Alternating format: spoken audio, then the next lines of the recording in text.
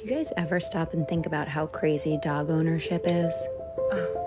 Like, they're just these creatures that live in our house, sleep in bed with us, rely on us for everything that they do.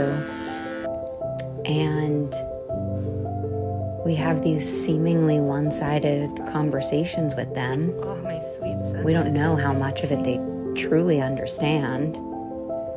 And they don't really know even the basics about us. Like how old we are or what our favorite color is. Yet they are somehow our very best friend in the entire world.